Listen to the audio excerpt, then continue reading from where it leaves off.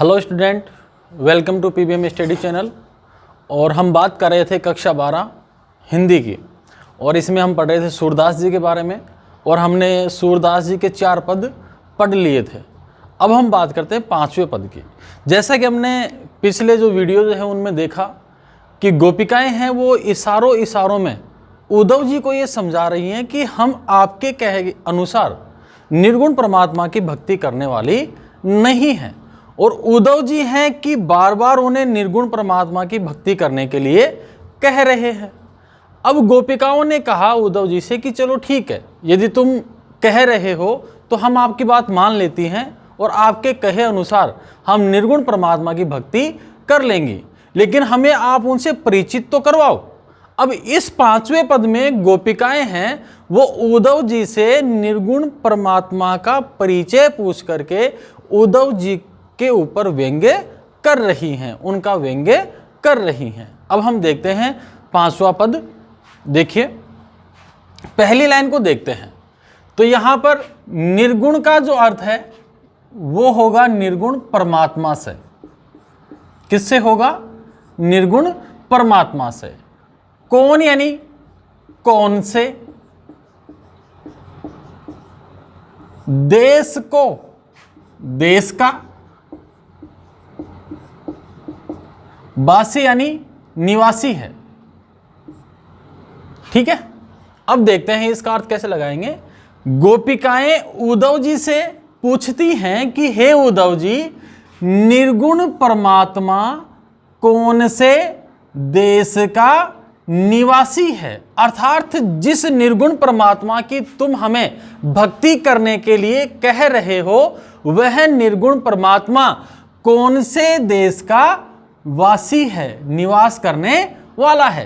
भाई यदि भगवान श्री कृष्ण की बात करें तो वो कहाँ के रहने वाले हैं? ब्रज के रहने वाले हैं, जिनकी हम भक्ति करती हैं, जिनसे हम प्रेम करती हैं, जो हमारे आराध्य हैं। वैसे यदि अब हम भगवान श्री कृष्ण को छोड़ करके निर्गुण परमात्मा की भक्ति करेंगी तो आप हमें ये तो बताओ कि वो रहने वाले कहाँ के हैं। ये जो क्वेश्चंस हैं इनको हमें ध्यान रखना है। एक बहुत इंपॉर्टेंट क्वेश्चन यहां से बनता है। मधुकर, मधुकर ये किसका प्रतीक है? भगवान श्री कृष्ण का, और उनका दूत यहां पर कौन है? उद्धव जी है। तो यहां पर जो मधुकर शब्द है वो किसके लिए आया है? उद्धव जी के लिए आया है। मधुकर, हे उद्धव जी, हंसी समुझाए, हंसी यानी हंसते हुए, समुझाए समझा दीजिए। समुझाए का अर्थ क्या करेंगे? समझा दीजिए। नाराज मत होना, क्या करना? हंसी समुझाए, हंसते हुए समझा दीजिए। सोहे दे, सौगंध दे करके। सोहे दे का अर्थ क्या होगा? सौगंध दे करके। बूझती, पूछती हैं। बूझती का अर्थ क्या करेंगे? पूछती हैं। साच, ये सत्य है। साच यानी ये सत्य है। अब भाई अपन यदि अपने व्यवहार की बात करें तो हम सौगंध किसे देते हैं? जब हमें यह लगे कि जिससे हम क्वेश्चन पूछ रहे हैं शायद वो झूठ बोल सकता है, इसलिए हम उसे पहले सौगंध दे देते हैं कि तुम्हें सौगंध है, झूठ मत बोलना। अब यहां पर गोपिकाओं को अच्छे से पता है कि जो निर्गुण परमात्मा है उसका कोई भी रूप रंग आकार नहीं होता, और जब उसका रूप रंग आकार होता ही नहीं है तो आगे जो क्वेश्चन पूछने जा रही हैं उनका जवाब भी उद्धव जी के पास नहीं है। और यदि जवाब उद्धव जी के पास नहीं है तो मतलब या तो वो चुप रहेंगे या फिर वो झूठ बोलेंगे, इसलिए वो पहले क्या दे रही है? सौगंध दे रही हैं। दोबारा देखिए, मधुकर, हे उद्धव जी, हंसी समुझाए, हंसते हुए समझा दीजिए। सोहे दे, सौगंध दे करके। बूझती, तुमसे पूछ रही हैं। साच, सत्य कहना। हमसे क्या कहना? सत्य कहना। हंसी यानी हंसी या मजाक, न यानी नहीं है, हम तुमसे मजाक नहीं कर रही हैं, और सौगंध देकर के तुमसे पूछती हैं कि तुम सत्य ही कहना। 2 लाइन हो गई। अब तीसरी लाइन का देखते हैं। इन तीसरी और चौथी लाइन में उन्होंने क्वेश्चन पूछे हैं किसके बारे में? निर्गुण परमात्मा के बारे में। देखो, जनक यानी पिता, को यानी कौन, को का अर्थ क्या करेंगे? कौन है यानी है। उस निर्गुण परमात्मा के पिता कौन है? जननी, माता को, जननी यानी माता को का अर्थ क्या होगा? क्या? कहियत, कहते हैं। और उस निर्गुण परमात्मा की माता को क्या कहते हैं? कौन? नारी, नारी यानी पत्नी, कौन यानी कौन है, और उसकी पत्नी कौन है?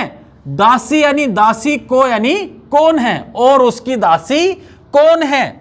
कैसो बरन, बरन यानी रंग, बरन का अर्थ क्या होगा? रंग। कैसो यानी कैसा है, और उसका रंग कैसा है? भेष, वेशभूषा, भेष का अर्थ क्या होगा? वेशभूषा। कैसो है, कैसी है, और उसकी वेशभूषा कैसी है?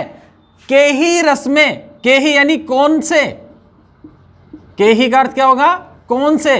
रस में यानी रस में। हिंदी साहित्य में रस कितने हैं? 9 हैं। कुछ विद्वान 11 मानते हैं, लेकिन मुख्य रूप से कितने हैं? 9 रस हैं। उन 9 रसों में से कौन से रस में अभिलाषी रुचि रखने वाले हैं, इच्छा रखने वाले हैं, या कौन सा रस उनको अच्छा लगता है? अब देखो सभी क्वेश्चंस देख लेते हैं। सबसे पहले तो उन्होंने ये पूछा कि हे उद्धव जी, आप हमें ये बताइए कि जो निर्गुण परमात्मा है वो कौन से देश का निवासी है। फिर उन्होंने पूछा कि उनके पिता कौन है, उनकी माता को क्या कहते हैं, उनकी पत्नी कौन है, उनकी दासी कौन है, उनका रंग कैसा है, उनकी वेशभूषा कैसी है, और कौन सा रस उनको अच्छा लगता है। क्योंकि ये जितने भी क्वेश्चंस हैं वो उनका आंसर गोपिकाएं जानती हैं। भगवान श्री कृष्ण कहाँ के निवासी हैं? ये लो साहब ब्रज के रहने वाले हैं। पिता को क्या कहते हैं? नंद बाबा। माता कौन है? यशोदा। पत्नी कौन है? रुक्मणी। दासियां हो गई। रंग कैसा है उनका? सांवला है। वेशभूषा कैसी है? पीले रंग की है, बांसुरी रखते हैं, ऊपर मुकुट है, मुकुट पे मोरपंख है, ये उनकी क्या है? वेशभूषा है। कौन सा रस अच्छा लगता है? उनको श्रृंगार रस है, वो अच्छा लगता है। अर्थात जिसकी हम भक्ति करती हैं, जिनसे हम प्रेम करती हैं, उनके बारे में हम सब कुछ जानती हैं। अब तुम कह रहे हो कि भगवान श्री कृष्ण को छोड़ दो और किसकी भक्ति करो? निर्गुण की भक्ति करो। तो ठीक है, हम भगवान श्री कृष्ण को छोड़ देती हैं, लेकिन ये सारी जानकारी आप हमें दे दीजिए। अब उद्धव जी के पास कोई भी जवाब नहीं था, तो गोपिकाओं ने सोचा कि अब उद्धव जी क्या बोलेंगे? झूठ बोलेंगे। तो उन्होंने पहले ही पाबंद किया है। देखो कैसे किया? गासी, गासी का अर्थ होगा झूठ। गासी का अर्थ क्या होगा? झूठ। कहेगो, कहोगे तो, हे उद्धव जी, यदि तुम झूठ कहोगे तो जोरे, जो भी, आपनो, अपना, कियो, किया हुआ, यानी जो तुम अब करोगे, क्या करोगे? झूठ बोलोगे, तो अपना किया हुआ पुण्य यानी फिर पाओगे, यानी भोगोगे, यानी अब तुम जैसा कर्म करोगे वैसा ही फल तुम्हें मिलेगा। इसलिए तुम हमसे झूठ मत कहना। अब यहां पर यदि पाबंद कर दिया तो उद्धव जी की हालत खराब हो गई। देखो क्या हुआ। सुनते ही, ये क्वेश्चंस सुनते ही मौन हवे रहो। मौन यानी चुप, हवे रहो यानी हो गया। कौन हो गया?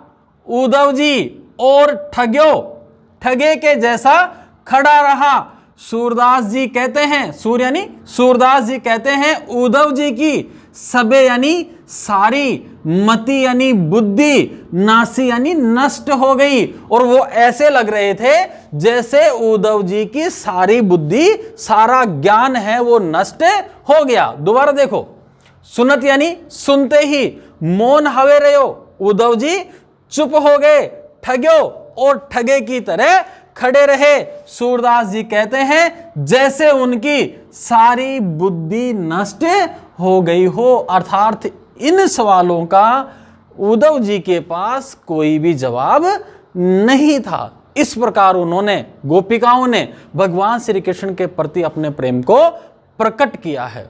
इस प्रकार हमारा 5वां पद है वो कंप्लीट होता है। इससे आगे देखेंगे हम अगले वीडियो में। धन्यवाद।